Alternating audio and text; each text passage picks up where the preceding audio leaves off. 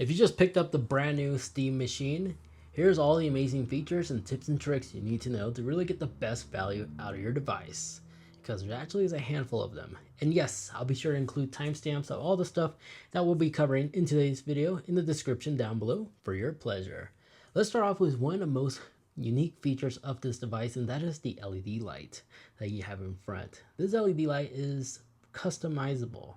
But before we go into the customization abilities, cool things that this thing can do by default is whenever you're loading or downloading a game and you're just on idle, you just have your Steam machine on idle next beside your television or your monitor, whatever preference you're using, it actually shows you the loading progress of that game. In addition to that, it will also give you alerts and notifications if anything happens on your Steam account. So that's pretty cool. But if you like to customize the LED light to do like a kit LED type of thing, you can easily do so. Simply go into your Steam menu. This little menu thing will pop up. Go into settings. In the setting tab, you'll see a customization tool. If you're used to the Steam Deck, this is where you'll go and customize like your wake up screen and stuff like that. You could do the exact same thing here, which is kind of cool. I have the limited edition, so I'm able to select this white one. So now whenever my Steam Deck boots up, it does like this white different screensaver type of thing. You could shop more here in the store too if you want to find some. There's ways you could download third-party ones as well. But back to the subject. Right here where it says effects, you have these lists to choose from. You could do like the standard breathe effect if you like that, a rainbow, or keep it solid, which I believe is the default. But this one right here, this is the one that lets you experience the kit LED vibe type of thing. It's a nice stealth box, easily appropriate for this. And if you want it off entirely, you can always go back and just disable it. And one more cool hidden trick about this, if you go all the way down to the very bottom where it says Advanced LED Strip Color, enable this if you're trying to get down to the nitty gritty of a unique color you're trying to do. I like the fact Steam gives us this ability and freedom to do this. But I like to keep it turned off because I don't have anything to really match for. But just something I wanted to highlight. Now, my Steam box is the 112 gigabytes version. There's no way I'm spending a lot more. This already is expensive.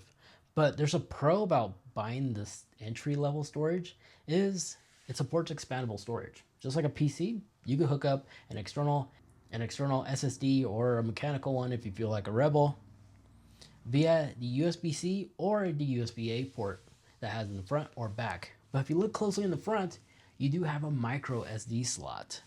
The amazing ability about this is that yes, as long as you have an appropriate speed SD card, you could insert it and technically expand the storage easily on your Steam machine. So if you have some SD cards laying around, you can swap them out like game cartridges, and it doesn't just end there. If you happen to own like a Steam Deck as an example, and you transfer your game storage into that SD card, you're able to unplug it and quickly switch from one device to the other, just like that.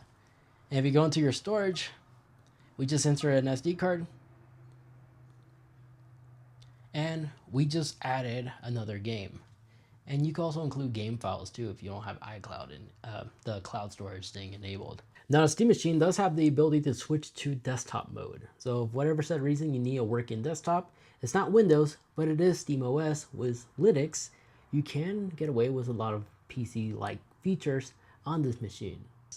To get access to this, simply just open up this menu, select power, and a pop-up will pop up, and this will allow you to quickly switch to desktop. And just let it load, let it do its thing. And ideally, it's preferable to use a mouse and keyboard for this portion, as it's a lot easier to navigate.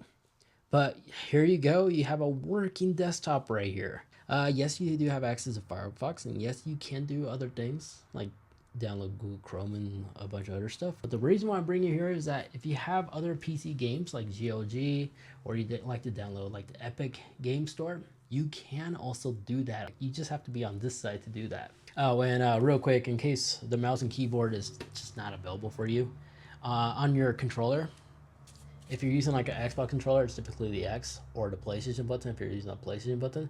If you press these two buttons, the X and the X button on your controller, X for Xbox in our case, if you click them at the same time, a pop-up keyboard will come up.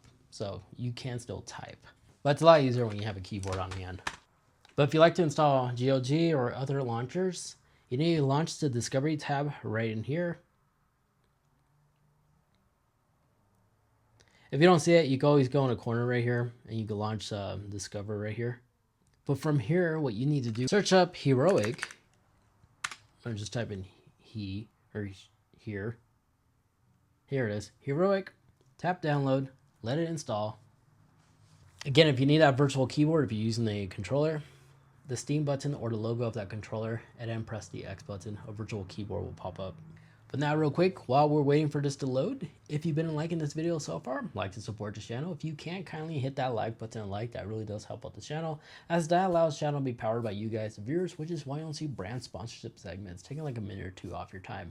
Thanks to you guys, but just hitting a like button and like really does allow the channel to just be independently run and powered from you, not brand. So thank you so much for those that took the time on doing that.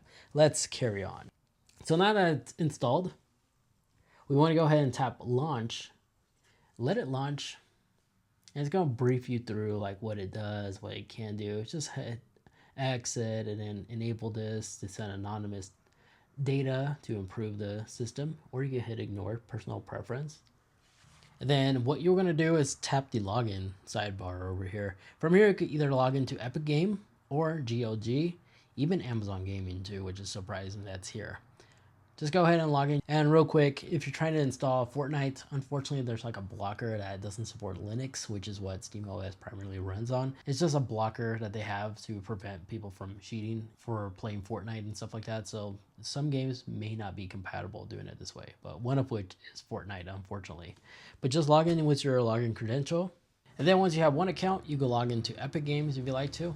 And for those wondering if it's concerning about logging into this, all this data that you're entering is stored on your machine, as Heroic doesn't retain your password information at all. It just gives you a quick access to login via a authorization token. Now once you do that, your game should be downloading onto your device or your library where you could manually install.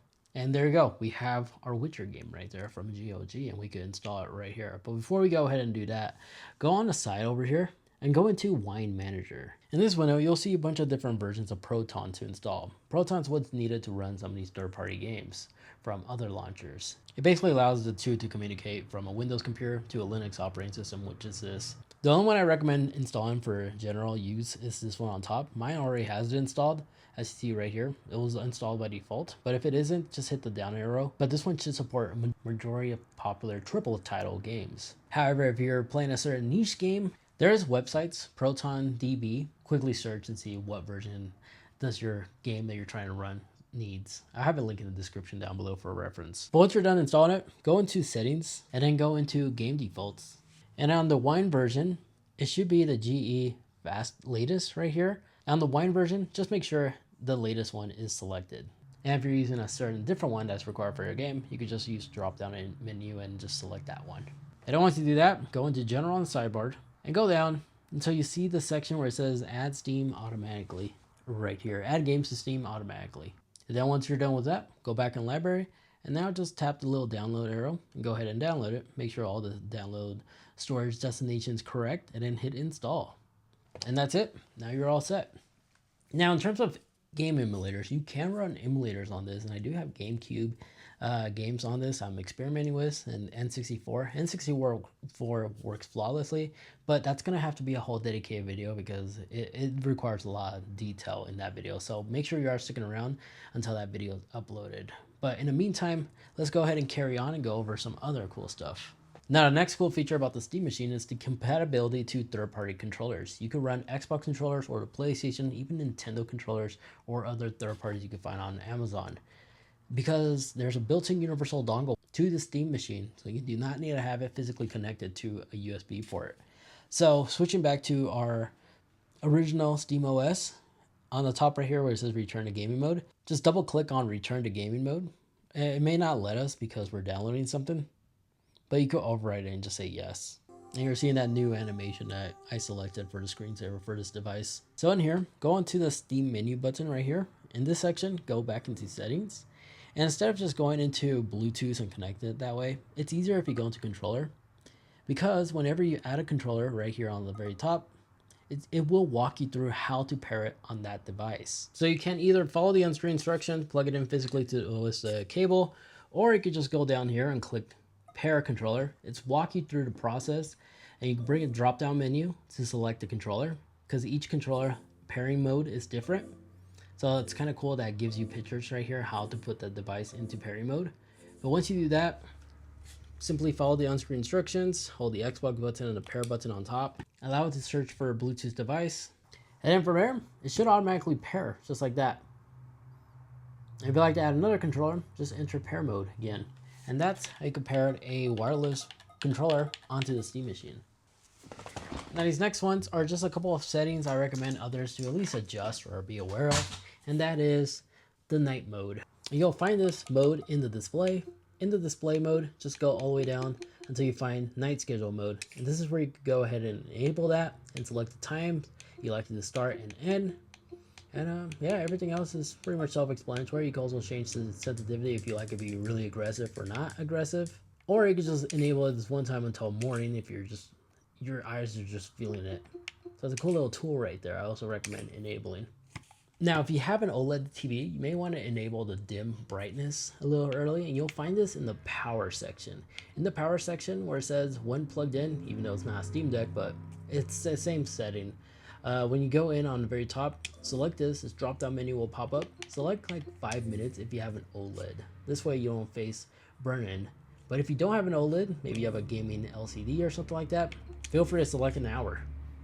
Now, if you're like me who plays a lot of single story games, not really a lot of multiplayer games like CSGO or anything like that, you may want to enable the ability to download games while you're playing. Because by default, this will be turned off so it doesn't use your broadband while you're playing multiplayer competitive games. So if you're like me who just plays a lot of single player games, you'll find this in the download section in the settings. In here, if you go all the way down, in here, just go all the way down to you find a section where it says allow downloads during gameplay.